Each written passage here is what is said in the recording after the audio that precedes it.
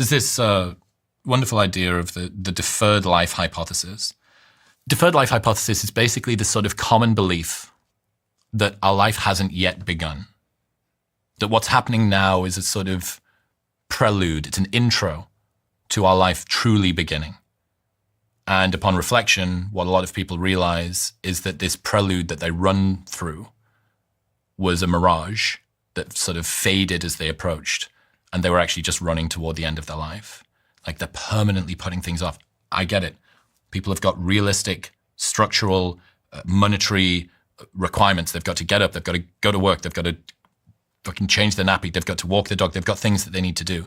That's not what I'm talking about. My point is, everybody thinks, a lot of people think, in one form or another, that my life will begin when. They're holding their happiness hostage. They're in a holding pattern, like a plane that can't land for some reason. It's like, what if that never changes?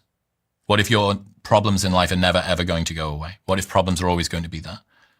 What then? Oh, wow. Well, I'm never going to arrive. That means I need to start living now.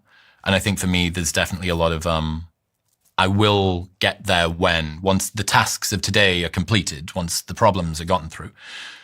There'll never be a time when there's no problems in life. Problems are a feature, not a bug. I sometimes wonder if this is a trait of just human evolution.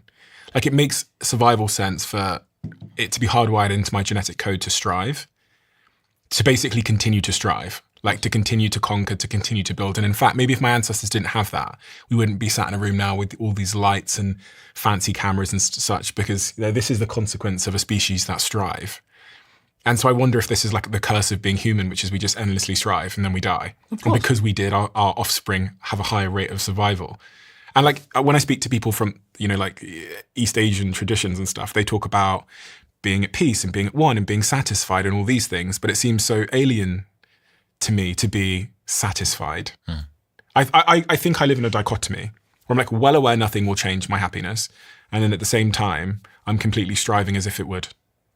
Well, of course, that's the human condition. We habituate in both directions. So if your ancestors had been satisfied when they got to a cave, when their family grew and they needed a bigger cave, when what? You don't just go and find one bush, you find a ton of bushes and then you expand and that gives you additional security. But unfortunately in the modern world, that causes us with an infinite amount of things that we can do and can chase after. We sacrifice the important for the urgent. The urgent's always in front of us. The email, the next meeting. Yeah. And this is, again, why should anybody care about doing an annual review? Should anybody care about the new year? Well, you're busy living your life for almost the entirety of the year. And this is one moment where the urgent can just take a tiny bit of a backseat and the important can come through. Who have I been over the last year?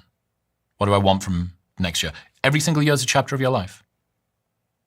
The next year, it's chapter 38 for me. What do I want that chapter to be about? Do you think there's a single change you could make to your life that would yield the greatest return on happiness? Like if you could go into your own hardware and rewrite the code a little bit. I think less striving would actually make me happier. I think that a lot of striving and a desire for success comes from a sense of insufficiency.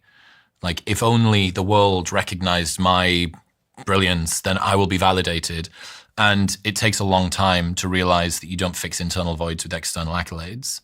And the problem with that is it's an unteachable lesson.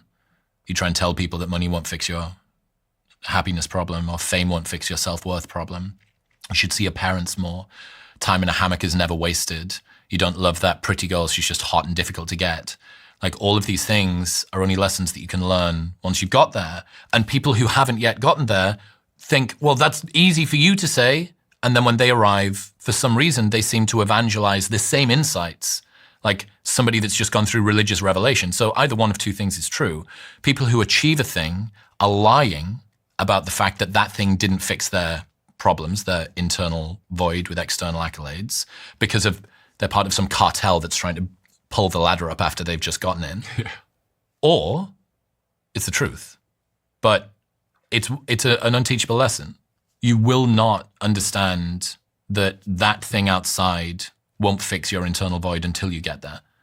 And I actually think It's a Naval quote. It's far easier to achieve our material desires than to renounce them. Like if you want a Ferrari, it's much easier to actually work real hard and try and get some nice car, whatever it is, so that you learn that the car isn't the thing that you want, than it is to rid yourself of the desire for the car overall. And that's not to say that getting a Ferrari is easy. It's to say that getting rid of the desire is essentially impossible.